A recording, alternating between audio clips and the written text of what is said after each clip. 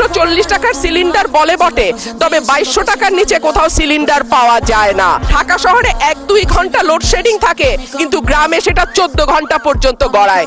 আমি এখন মাননীয় সংসদ সদস্য রুমিন ফারহানা ব্রাহ্মণবাড়িয়া 2-কে তার সিদ্ধান্ত উপস্থাপনের পক্ষে বক্তব্য রাখার জন্য আহ্বান জানাচ্ছি। সময় 3 মিনিট।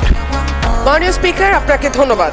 মাননীয় স্পিকার, মেঘনা আর তিতাস পাড়ের দেশ ব্রাহ্মণবাড়িয়া, ওস্তাদ আলাউদ্দিন খাঁ কিংবা শচীন দেব বর্মনের দেশ ব্রাহ্মণবাড়িয়া, কীর্তন আর বাউল গানের দেশ ব্রাহ্মণবাড়িয়া, ছানামুখী মিষ্টির অপূর্ব স্বাদের দেশ আমার বাউনবাড়িয়া, দিগন্ত জোড়া হাওড়ের দেশ বাউনবাড়িয়া, আবার তুচ্ছ বিষয়ে ট্যাটা নিয়ে মাঠে নামার দেশও কিন্তু ব্রাহ্মণবাড়িয়া। মাননীয় স্পিকার, বাংলাদেশের শিল্প সাহিত্য সংস্কৃতির রাজধানী বলা হয় ব্রাহ্মণবাড়িয়াকে।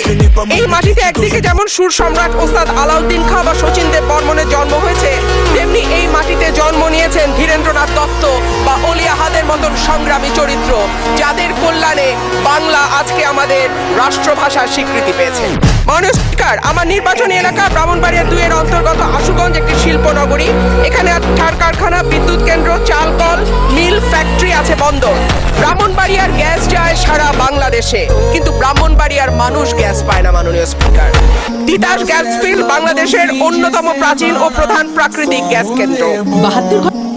1962 সালে আবিষ্কৃত এই গ্যাস ক্ষেত্র থেকে বর্তমানে 22টি কূপের মাধ্যমে দৈনিক প্রায় 325 মিলিয়ন ঘনফুট গ্যাস জাতীয় গ্রিডে সরবরাহ করা হচ্ছে। 1991 সালে সরাইল উপজেলার সদর ইউনিয়নে গ্যাসের সংযোগ দেওয়া হয়। শুরুর দিকে গ্রাহক ছিল 1000, বর্তমানে কাগজে কলমে 5000, কিন্তু অবৈধ সংযোগ যদি আমরা এর সঙ্গে যুক্ত করি তাহলে প্রায় 8 থেকে 9000। কিন্তু প্রত্যেকজন গ্রাহকই আছেন চরম গ্যাসের সংকটে। সরাইল সদরে 1.5 কিলোমিটার এলাকায় 6 ইঞ্চি এবং 1 কিলোমিটার এলাকায় 4 ইঞ্চি ব্যাসের পাইপ দিয়ে গ্যাস সঞ্চালন লাইন টানা হয়েছে। এরপরে পাড়ায় পাড়ায় 2 ইঞ্চি ব্যাসের পাইপ বসানো হয়েছে। কিন্তু সমস্যা হলো সকাল 7টা থেকে দুপুর 2টা পর্যন্ত গ্যাসের কোনো চাপ থাকে না, চুলা মিটমিট করে জ্বলে। এরপর মন চাইলে গ্যাস আসে 1 ঘন্টার জন্য, তারপরে আবার রাত পর্যন্ত গ্যাসের কোনো খবর নাই।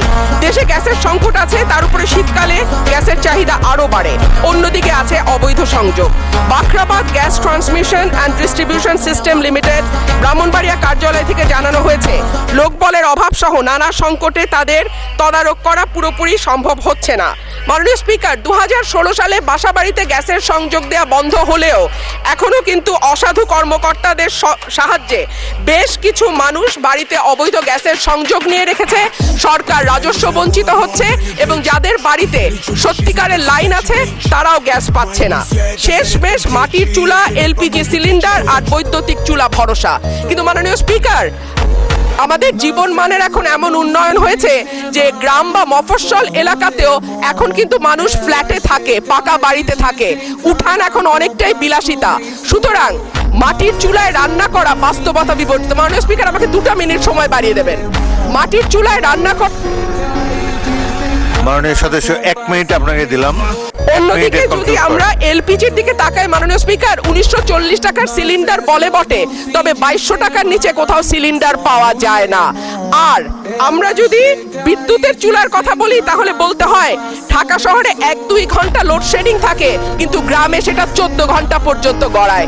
সুতরাং গ্যাস ছাড়া আমাদের আসলে এই মুহূর্তে সত্যিকার অর্থে চুলা জ্বালাবার মতন জ্বালানি নেই। এবং ব্রাহ্মণবাড়িয়ার গ্যাস যেহেতু সকল দেশের অন্যান্য এলাকায় সকল এলাকায় যায়, সুতরাং আমার দাবি থাকবে আগে ব্রাহ্মণবাড়িয়ার গ্যাস ব্রাহ্মণবাড়িয়ার মানুষ পাবে, তারপরে এটি অন্য এলাকায় যাবে। মাননীয় স্পিকার, সম্প্রতি তিতাস গ্যাস ক্ষেত্রের 31 নম্বর একটা কূপ খনন হচ্ছে, যেখান থেকে দৈনিক 9 মিলিয়ন ঘনফুট গ্যাস পাওয়া যাবে বলে শোনা যাচ্ছে। আমি আশা করব এই নতুন যে কূপ 31 নম্বর কূপ যেটা তিতাস গ্যাস ফিল্ডে খোঁড়া হচ্ছে,